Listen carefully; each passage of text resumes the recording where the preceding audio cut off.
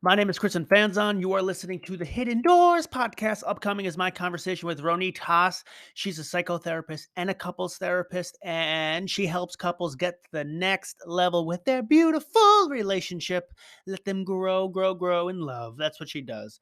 And she does it in a few ways. She has courses, she does live therapy, and she has a book out. The book is called Your Happily Ever Love List to Enhance Your Romantic Life. It is available in a paperback and a Kindle. I'll put the link to the description. And she's giving me a beautiful promotion code for 20% off on the book.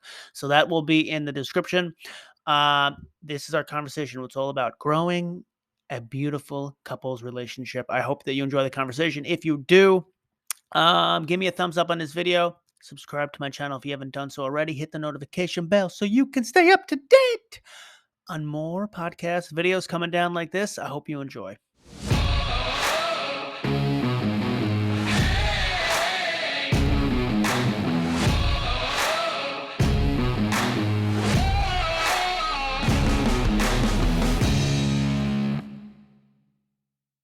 But how do I say your name? It's Ronit? Yeah, Ronit Haase. Ronit Haase. I like how it like flows with the last name. Ronit Haase. Yeah. Very nice. Where are you from? What country are you in? I'm from Israel. Israel. Very nice. Mm-hmm. The first person I had on the podcast was from Israel. Uh-huh. Yeah, nice. Welcome. Yeah, thank you for coming on here. I appreciate that. Now, I understand you deal with like relationships, and you I was reading a little bit into it. You help foster good relationships, and I haven't had someone on the podcast come on and talk about this yet. So first, Israel person what would we call it? Israeli? Yes. And first person about relationships. I think it's such an important topic, right? With divorce rates crazy high. This probably helps out a lot on that. Yeah, it is crazy. What is the average divorce rate? Like 50%?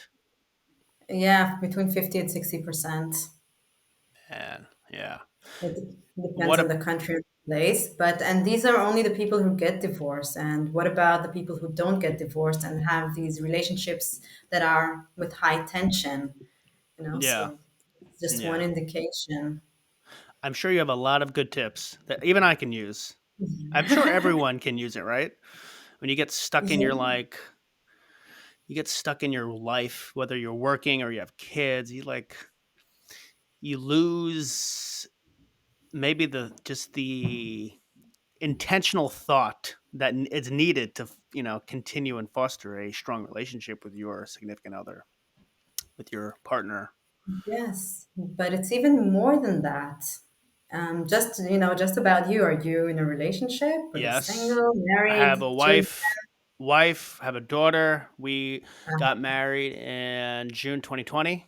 Our daughter was born 9 months ago, so new oh, little beautiful wow. family.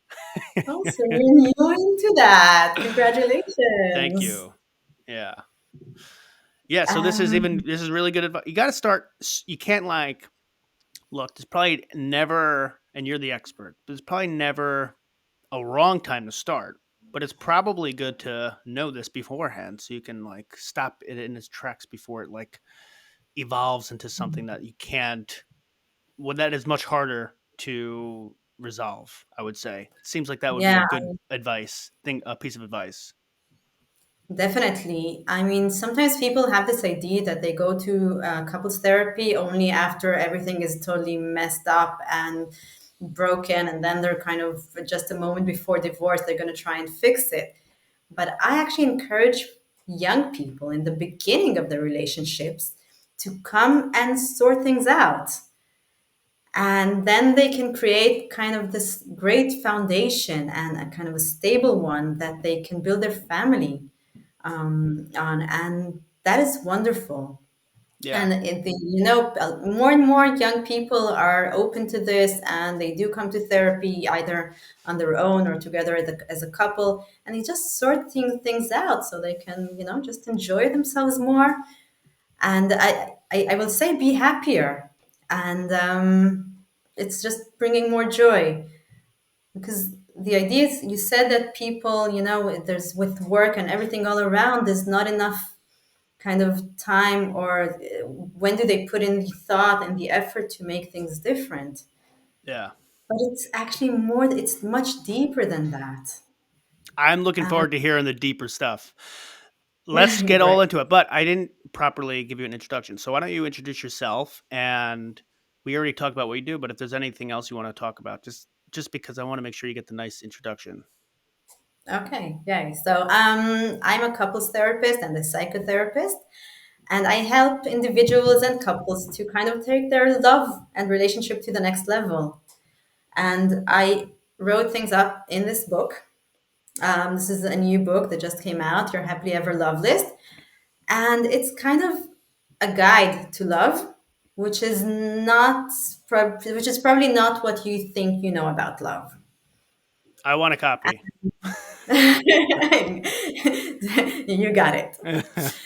Um, and well, when I started my relationships journey, my love journey many years ago, I had no idea what I was getting into, and it didn't come natural to me. It doesn't come natural to many people. And my kind of, the thing in life, what drives me is to help other people not go through the kind of the pain that I went through, and kind of help people to create, to understand, to know what love is. It's not all this Hollywood fluffy love, pink, everything's great and wonderful. We're gonna get fall in love, get married, have children, everything's gonna be wonderful and work out. Well, for some, it does work out this way. I hardly know these people. It is work, because if I'm an individual person, and as individuals we evolve, we kind of we grow. Our relationship grows as well. So if we don't expect it to grow and expect to go through these things together, and we think, oh, what's going on here? That's not working. Then there's no conversation, and then we get upset at each other, we get mad, and things kind of get stuck. And so it's important to understand the basics of what's going on in relationships. Movies and TV shows have a nice way of setting extremely unrealistic expectations of what anything is. Anything like action movie, that's not that guy can't do that. Love story, it's like, oh, you start at like the beginning and then like you zoom to like happy ever after. But like, what happened in the middle? Like they did never argued at all. There was no issues. Okay, all right, No, bullshit. everything went smooth. I like it, in the fairy tales. There's the fairy tale stories. They just live happily ever after. And I question, okay, what comes after they get married? They have the big day. They're all happy and and lovey dovey. What happens after the curtain closes and they kind of sail into the sunset? No one tells us that. But I did see that in the Shrek movie. There's Shrek, and I think it was number 3 or 4. I don't know which number it is. Shrek starts getting depressed. He wants his space.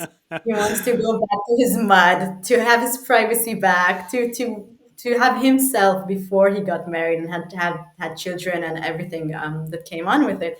And he's kind of exploring his journey to see who he is, and eventually they get back to the family together. But it's so nice because it's real. Yeah, yeah. I gotta We you we gotta get love the Shrek movies. yeah. It's like it's like a little bit of it's like realistic humor. It's like the stuff that's funny is the stuff that's a little real, like that's a little true, has a little bit of truth to it. That's what makes people really laugh sometimes. What what how did you like become an expert in this? Like it seems like you may have had your own struggles with this and boom. Did you go to Mhm. school for it? You like did you decided to learn Yeah. and read into it? How did you learn about all this stuff? So basically, my journey started off in computer science. I was a programmer. It was a totally different field. Very And different at than some love languages. yeah, it's zeros and ones. Yeah. Um, But I will say with that that it's also very logical thinking. And that logical thinking continued with me with understanding love. It is very logical when you get the hang of it. And when then I think I met my kind of future husband, and I was like, what do I do? I'm not happy in my job. I don't want to stay there. What do I do? And I started, I don't know why, but I just learned about something called dance and movement psychotherapy. I had no idea what it was. It was What is that one called? word, Dance and dance moving and psychotherapy? movement, dance and Dance. movement psychotherapy, Okay. which is psychotherapy through the body. Because actually, the way I talk, the way I hold my body, everything I do, my gestures are a kind. How do you say? I lost the word. They're kind of they are actually a manifestation of my inner life experience. So I can get a lot of information from my behavior, the way I move, the way I talk, what do I say, my choice of words, of movement, of how do I connect with another. That's starting talking about relationships. How do I connect? Do I initiate a connection? Do I pull away when I feel a bit danger? Do I get close? How am I in in a relationship? And so that was the first thing, understanding just human on a kind of on a humanly level. Uh-huh. How did you understand And all this though? Like, did you go through schooling? it's an MA. It's a master's. I did it in Goldsmiths University in London, UK. Got it. So that's legit. Like, you didn't read 3 books and you were informed. Like, you took a legit class and you studied and had to take a test. Yeah. Yeah. Okay. You're the real deal. Okay. Yeah, and that's an MA. That's a master's degree and kind of a qualification to actually be a therapist. Got it. And then I continued my journey with it's called EFT couples therapy, emotionally focused couples therapy, which is understanding really the couple dynamics. So according to EFT, we fight the same fight over and over again. And what I do with clients in the clinic is we just try to kind of understand what the fight is about. Because of the fight, if I'm always upset at my husband because there are dishes in the sink and he never does the dishes and he's always busy and it's actually because I don't know what I'm we don't know what I'm talking about. Uh, And but if we look at it a bit deeper at the basic human needs, we can understand that actually I feel that he just doesn't see me. No one sees me. No one ever sees me. When I was in my kind of as growing up, I felt maybe that my parents didn't see me. And some people get confused about it because some people can tell me, "Oh, I had a wonderful childhood." But when we look a bit deeper, it was pretty much technical and functional. Let's do this, let's do that. There wasn't emotion. There wasn't a place for me to be my whole self. I lost my line of thought. well, you said that you learn about next was EFTs, Yeah. and So we then learn about what the fight is about. And another example I like to say about men, or one that I use in my book, is about kind of. So the woman, the wife is upset that you didn't do the dishes and you're not around, you're busy. The guys with the phone maybe. But then sometimes it's just an example. When we look deeper with the husband part, we see that he's kind of he feels that his wife is constantly complaining and demanding, and whatever he does, is not good enough. She's never satisfied. And then when we look a step deeper, we can see that that is the place that is familiar to this person. Okay, and how do he, you communicate that to each other? It's like I feel like two people who are not aware of the deeper level, and maybe they're not aware of it in themselves. They might feel it, but they can't communicate it properly, or maybe they don't want to communicate it because they're shy and they feel like they just maybe they're quiet about it for some reason. Maybe it's just like a thing they don't want to. Maybe they're ashamed about it. I don't know. Whatever the case is, if you can't properly communicate the thing that's actually causing an issue, you're never going to solve. If it's not the dishes, it's something else. It's you're not, yeah, that's not the real issue. How do you, before you even need to see? a therapist? How do you are there effective ways to like settle the hell down and like talk it out? And how do like what are those tools that you would use to do it before it evolves into something worse than it needs to be? Education. I believe people need to start learning that in high school, in school. We don't learn relationships. So we don't know who we are. We get into a relationship, and suddenly our partner is really, really annoying. Whatever they do is really annoying. And we don't know how to handle that. It's so funny. And I teach my children from a young age. So according to their level, my child is 10 years old, and a while ago he went to the playground and played with his friends, and they got into a fight. So he came back home and we talked, we discussed all these things, we talked about the fight and what happened. I don't remember what it was about, but we discussed it. So the next day he comes home and he told me, Mom, today this friend, he threw the ball really, really hard at me. I said, okay, and what did you do? And he said, I threw it back gently. And I said, and then what happened? He said, he threw it again really, really hard. I said, what did you do? I threw it back gently. And you have no idea how difficult it was. And I said, well, I do. I know how difficult it is. And this is the basics, because in a relationship, our partner might throw the ball really hard at us to kind of push us away, and because it's dangerous for them to get close, to open their hearts, to be themselves. And we can push them back away with throwing the ball back and saying something nasty, saying, being critical about them, taking it personally. And sometimes it's about taking the ball and saying, well, hold on a moment, what's going on here? Yeah. And we all have this kind of, I find that we all have this kind of space in between us that we feel comfortable of not too close, not too distant, but Physical or this emotional? distance. It's emotional. Emotional, okay. We can also see it on the physical level, because sometimes I see people coming to the clinic and they're like standing miles away from each other, not with no eye contact, sitting far away. And sometimes as the process goes on and they start kind of, the chairs change their positions and they're suddenly looking towards each other, they have eye contact, they actually can talk to each other and not necessarily through me, and I encourage that.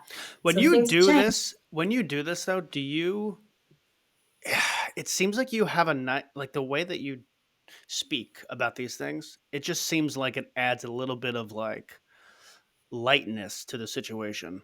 Like, is it common that you make people laugh a little bit about like the silly things they do in the relationship? Like, I feel like you have a good way of lightening up the mood. Like when you, if someone were to first do ever couples therapy, that's an awkward situation for that couple. If they've never done that before and they first day, that's like weird. That it's got to be a little weird. But you, I feel like you're good at like light. Just from my conversations with you shortly already, I just feel like you're good at lightening Mhm. it up a little bit.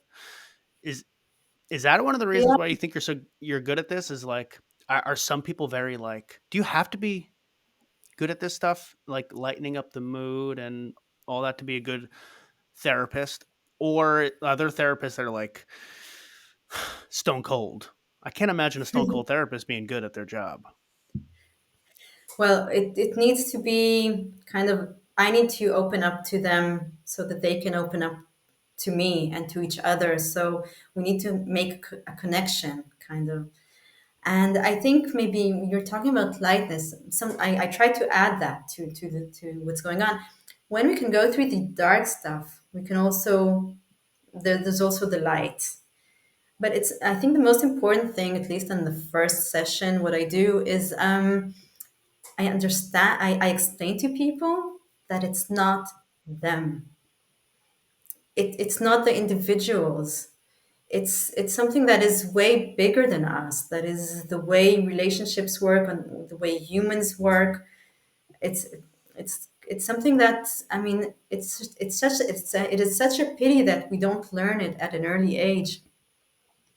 And Yeah. then no one has an idea what it's about. No one knows. Everyone is sure that they're not okay. So I always give them the sense that, hey, you're fine. You're angry and you're upset or you're depressed, but that is your body's way of saying something. Let's listen to that. It's important. Your body is always for you. It's never against you. It's just about start tapping in and listening and seeing why this dynamic is so painful. Because, and by the way, having a new child, often things start to rise up after the first child. A while ago, I talked to someone about it, and he's like, he has big children, and he says, yeah, everyone knows that after the first child, that things, they start get to mess, kind of, they get messed up a bit. Um, so, so that's just kind of a heads up. Be aware of that. Have you ever found that, like, it's this whole let's do the dishes argument again. Have you ever found that when you actually first time speak to someone about this, that they initially actually think it's about only the dishes, and then I don't know, I just feel like you have a one, you talk to so many people about this. So when someone comes in, it's like, I've seen this. It might be unique. It's unique, but there's a pattern, and so you've seen this Mhm. before. You know what's going on. So it's probably reassuring to someone when I was like, when you go have to do this, it might feel like, oh, I'm the one of, I'm only the one of thousands and thousands of people who are going through this issue. It feels so awkward, but you're like, guys, this is like a normal thing, and it helps reassure people. And then, um, my point was that someone might not even understand. They might feel, you sometimes have a feeling, but you don't even totally understand it at all. But are there Mhm. cases where when people come to you, it's like, guys, what is the, like, do you have to explain to them the feeling that it's not just about the dishes? Like, I can even, like, you or me, we're talking about this stuff like, oh, there's an underlying theme, but sometimes you might not even understand. Like, in other cases, you might not even really totally understand there might be an underlying theme, and it might be helpful for someone who see from an outside view sees it like, Mhm. there's something else going on here. Is it very common that you find something else going on, or are able to communicate it to the person where they don't even realize it at first, and then they're like, oh, I didn't even know it wasn't about the dishes, it was about this? Like, is that, or is it usually they understand it and they just can't communicate it, or is it a They mix have of no idea. everything? They have no idea what's going on. Got it. So they just They think have it's about the dishes. no one. It's really, I don't know, I'm generalizing it, but unless you learned what it's about, no one has any idea what's going on.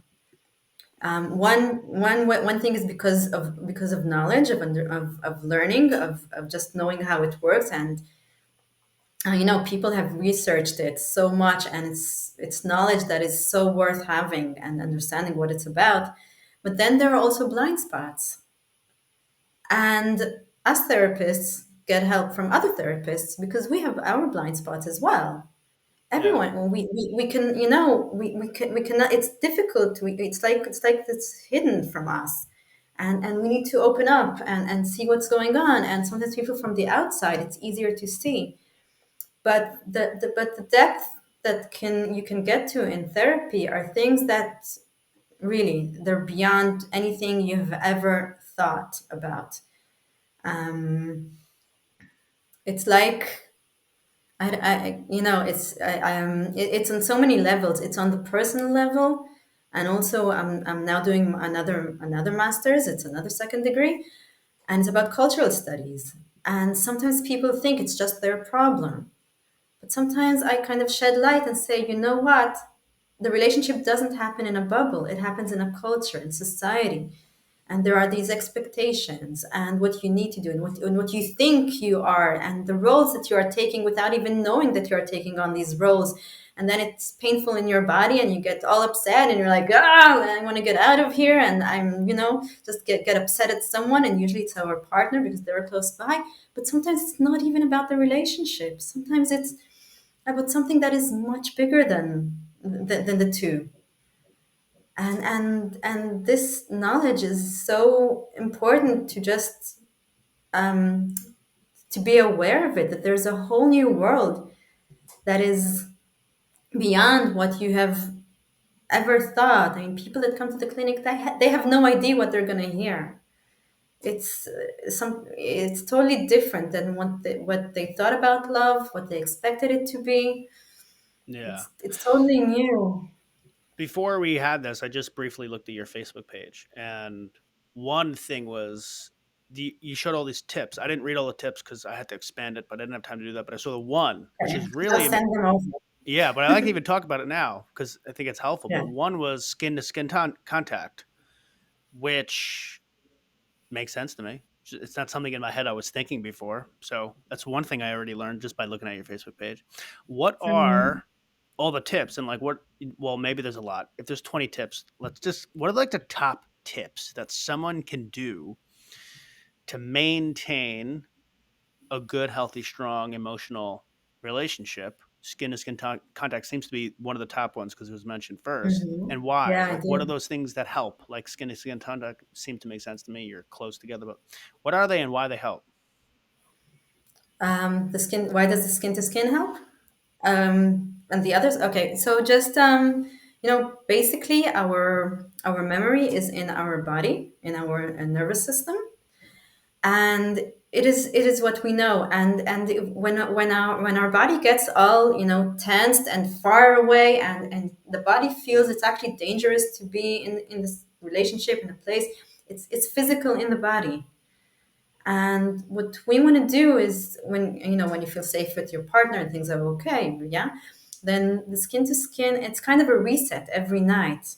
Let's be close together. Let's let our bodies feel reassured again, feel safe again. And if it's okay, I've said a lot. I don't know, when I lived in England and I had my child it was talked about skin to skin with the baby. Yeah. And there's this inner child in us that is upset and angry at all that we didn't receive as children and we expect to get from our partners. And when that doesn't happen, we get upset as well again. So we can be pretty much upset a lot of the times with our partner. So this is kind Is that of. one of like the most basic things that people can do? It seems like when I was looking at your page, it was like one of the top things always listed is like skin to skin contact is so helpful. It's like such an easy thing to do that it Mhm. seems like it might help a lot. Yeah. And another thing, if I can give a tip, is kind of smile. Notice when you meet your partner, are you like, oh, how is your facial expression? Is it smiling, welcoming, nice? Are you happy to see them? Are you already upset just even before they even entered the house, and you're just waiting to continue getting upset at them? And sometimes we can also fake it till we make it. Um, in therapy, we Well, do that's what dive you really do, right? deep. In the beginning of a relationship, you're sort of faking it a little bit. You're at dinner, you're laughing at all the jokes, you're having fun, and then like 5 years later, you're just like, Very well. yeah. Let me ask you Yeah. this question. Let me ask you this Mhm. because Mm. I don't know. Maybe it's I have a theory, but if you are really like you've been dating someone for 5 years. You're like me, married. We've been dating for like a while. Now we're married. We're very comfortable with each other. Mhm. You could like, to me, it sounds like a good sign. It's a sign that, like, let's say you were to take a car ride or you're just sitting down and you're relaxing. You're comfortable enough where you don't have to like you don't have to fill the silence with like conversations. But if you were like, we're just dating someone, it's like you can't not talk to this person. Like you have to just make a conversation up because it'll be really awkward. First date, you can't just not talk. Third, fifth, 3 weeks, 2 weeks, 3 months, you still got to do that. But then when you're comfortable, you could just like relax with the person. I don't know if that's a good sign. To me, it sounds like a good sign that you're actually comfortable with the person. Like when you're with, it doesn't have to be a partner, but when you're with your own family, let's say your Mhm. immediate family that the people who raised you, when you're with them, like you don't have to. You're yourself almost. You don't have to feel any silent. You don't have to feel any awkward silence. You just feel at home. You feel comfortable. But if you're like at another person's family, it's a little different. Mhm. Is that a good sign, or is it like, hey, you Yeah. should start feeling that awkward silence? Because that, I don't know, to me it seems like it's a nice thing, but if it's too much, obviously you start to It can't be You- completely silent. That's also at the other side of the spectrum. But it seems like a good sign that once you hit that space where you can just like both be comfortable with yourself and you don't have to make up conversations just for the hell of it, seems like that's a good thing. Am I Mhm. wrong or am I right? I think what you're talking about being comfortable with that your body is comfortable and relaxed, because we can have the same thing, but it can be a silence that is with the tension in between.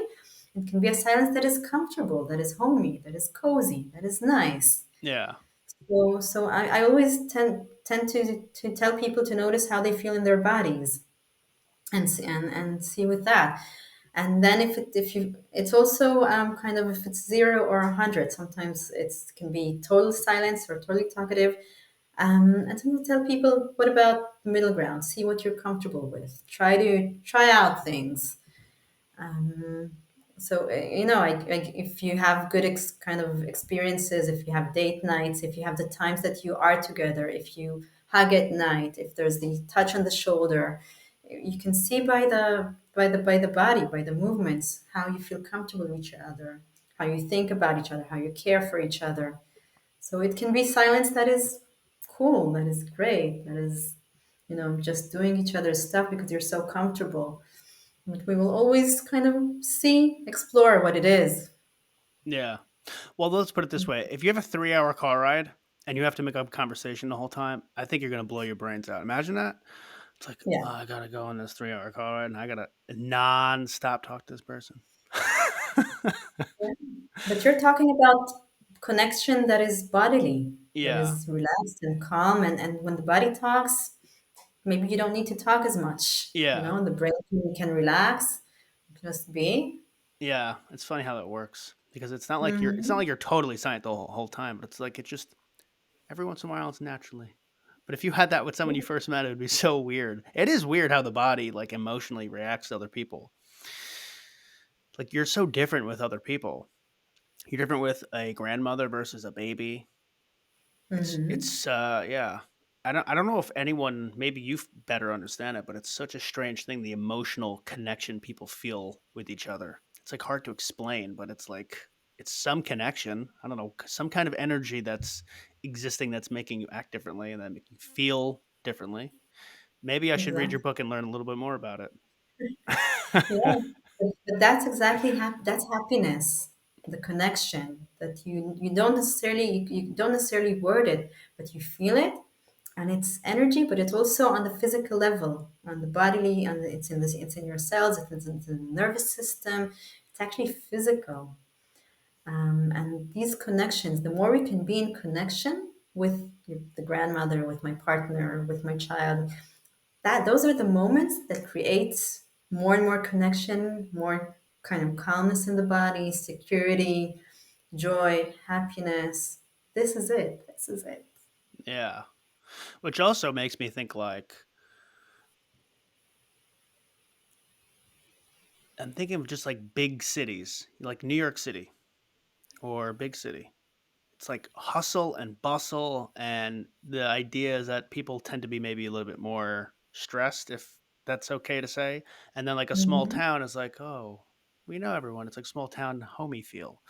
Is that it? Is Mhm. that could that be at play? Like your central nervous system might be always firing in New York City because like you're never comfortable with it's not like a small town where everyone knows each other and and you've built up a level of comfortability. And I'm not saying one way is good or bad. I'm just saying it seems like that's No, how our bodies are that's what it interacting. is. Yeah, and there's a lot of research that shows that our body tends to be more relaxed in areas that is more green and not urban, outside in nature. So yeah, kind of city is can be very intense, and our life is very intense. I have 9 to 5 jobs or more, and there's the nuclear family without the help of the extended family, and there's a baby, and they're in nursery, and it's very hectic. Yeah. And then it allows the relationship to be very hectic as well, but it's not the relationship in this case. It's like all together. It's having a kind of a holistic understanding of everything that contributes to what the relationship is really. So when someone they come into your office and you I'm sure it's a unique case, but I'm sure there's very similar patterns too. But I'm sure like similar pattern, but like every case might be different Yeah. a little bit. But when they go home, are there common things that you tell them to do? I know we just talked about skin and skin talk. Hmm. Are there like very common things that you think everyone would benefit from that you commonly tell people when they go home? First of all, I tell them to be engaged in a physical activity, best on a daily basis, if not 3, 4 days a week, how much they can, because that changes kind of our feeling of confidence in the world. And in relationship, it's often fear of abandonment, for example.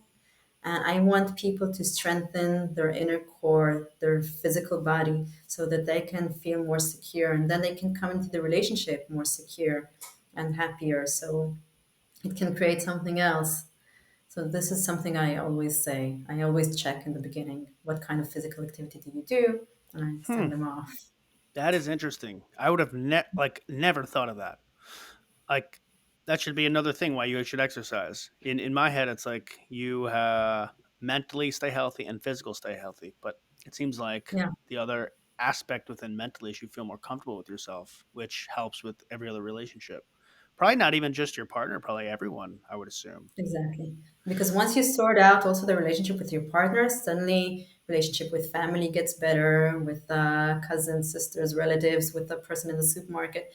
You get relationships, and then relationships that were difficult kind of start to ease up, really, and get better. Interesting. Okay. Anything else? Is any other common things you tell people to do? I will sometimes tell them kind of specific things that they lack.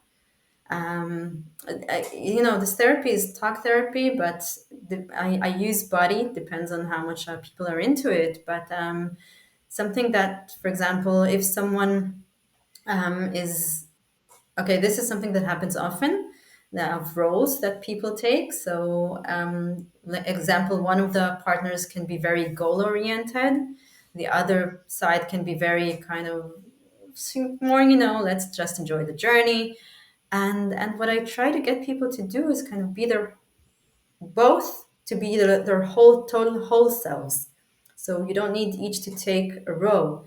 So the one that is kind of less goal oriented, I will find with them something that can push them to their goals, and I'll give them an exercise to run with having a goal in mind, to just exercise this way of just being in their bodies, and then they will be able to be it in the world as well. And the other side, I will give them to be more kind of flowy, kind of Bob Marley music. And if they're too technical, too goal oriented, to just hang out a bit, have Yeah. fun.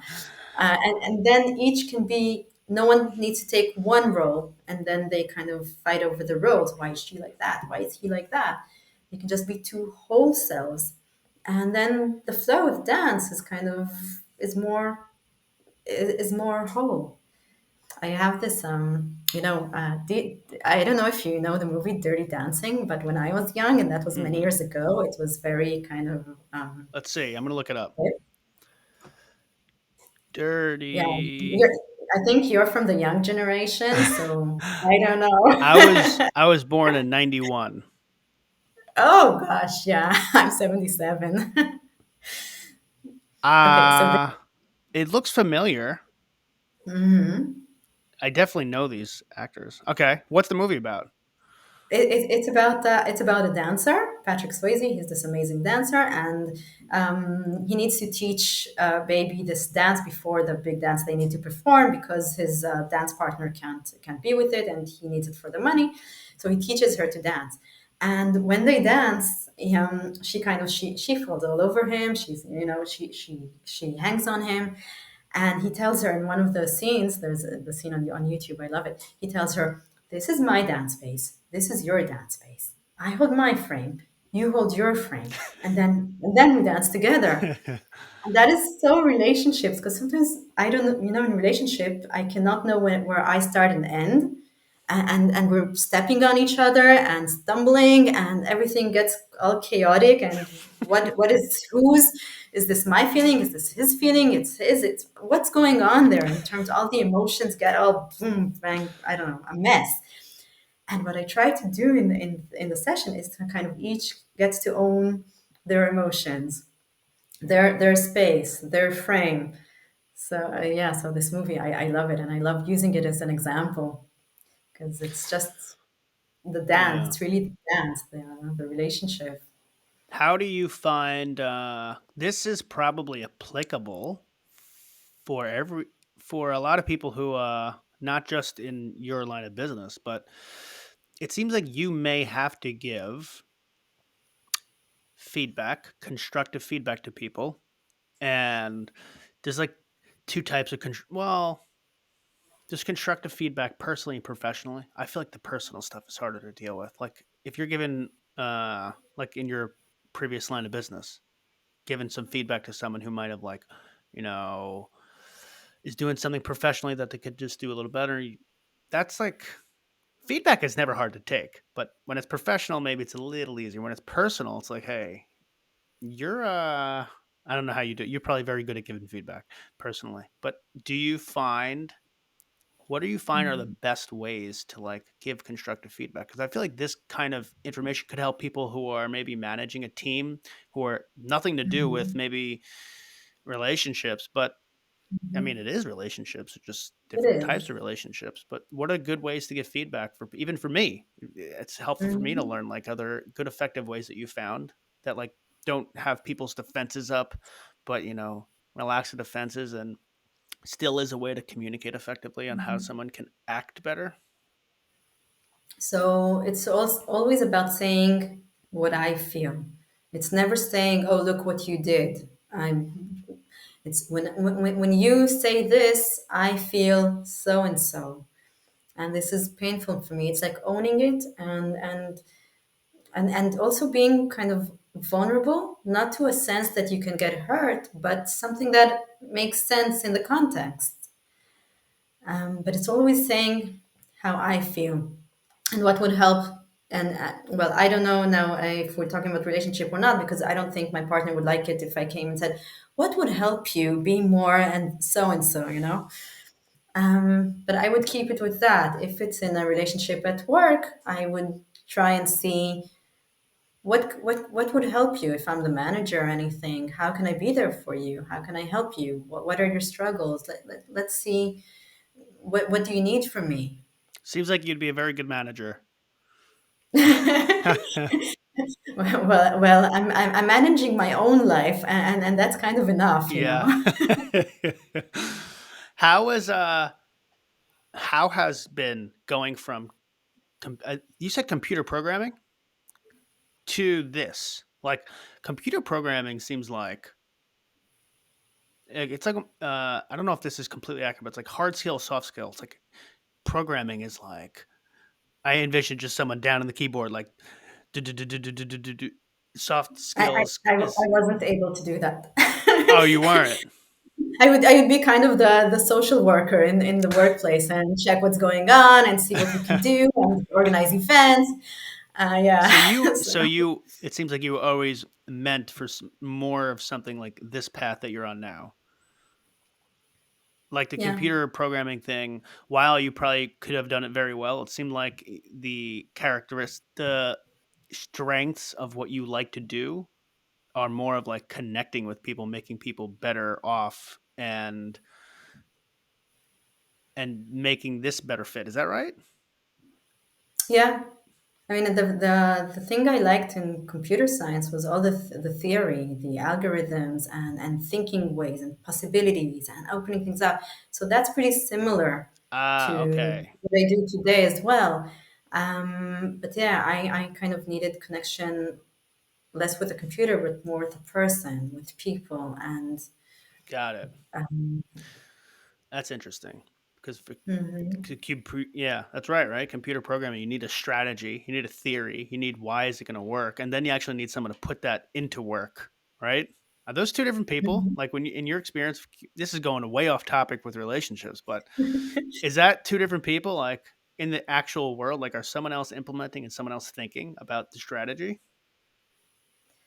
Sometimes, gosh, I have a lot to say about that. I don't know if we're going to get into Yeah, we it. don't have to get into it. I'm just so interested in it. Yeah.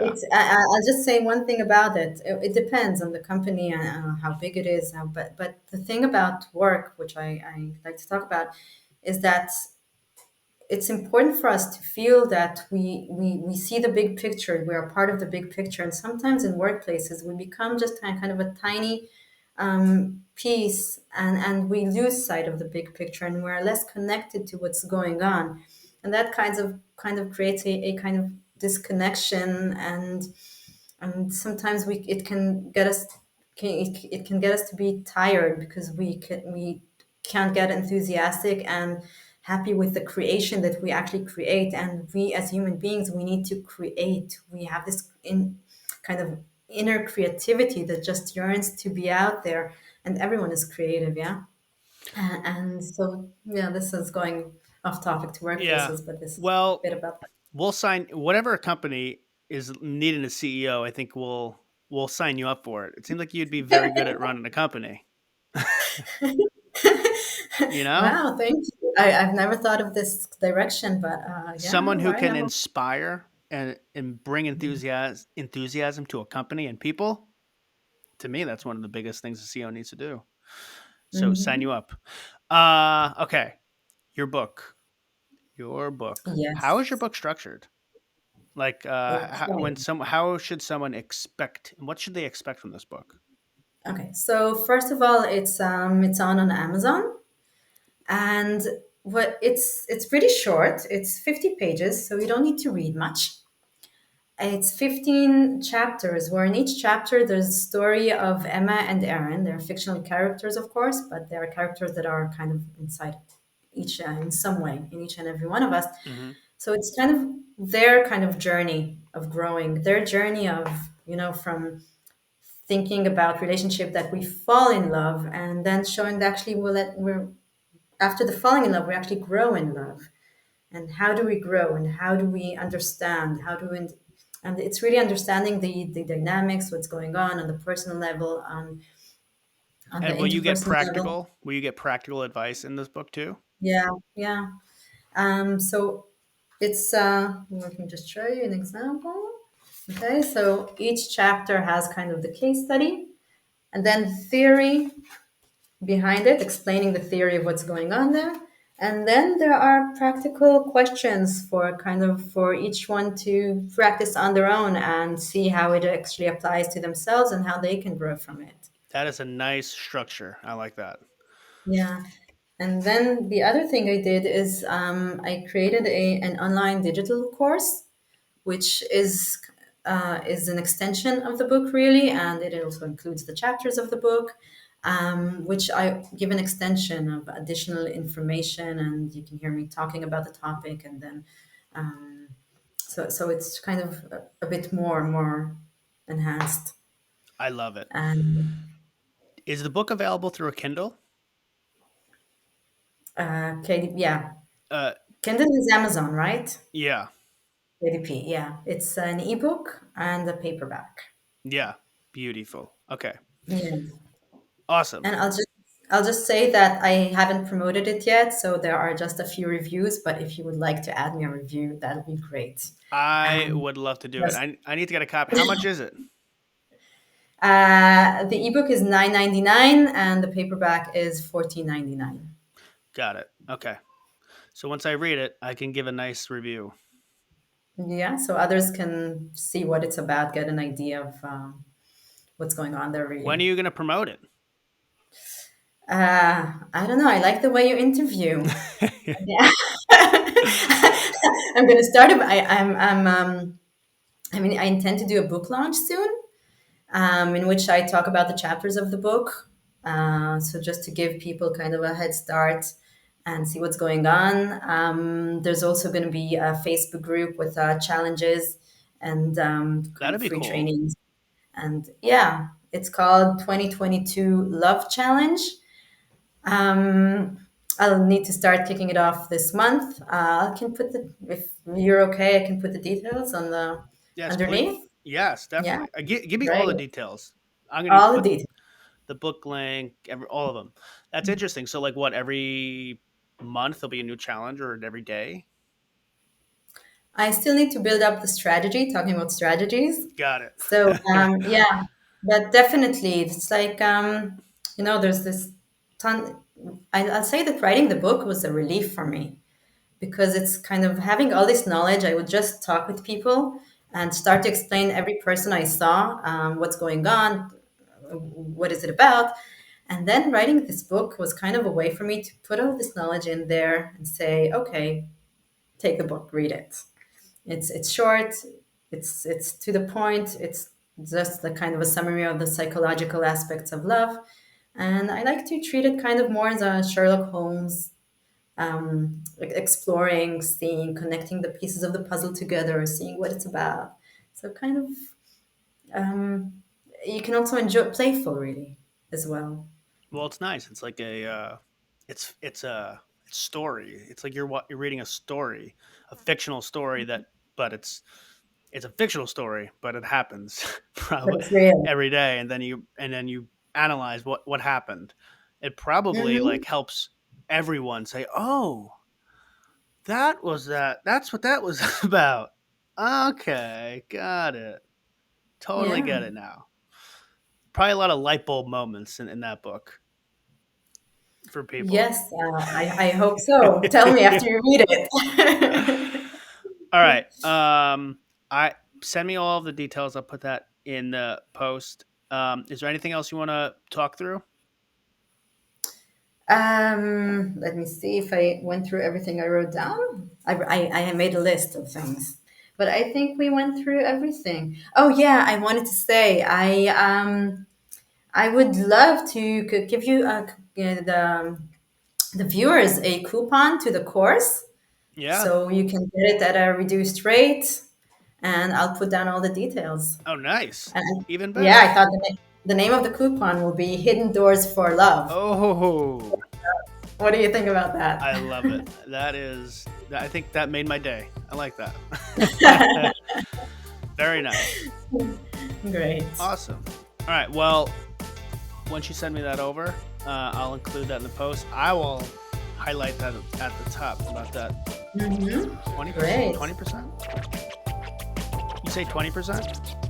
I didn't, but does 20% sound good to you? I just. Go for that.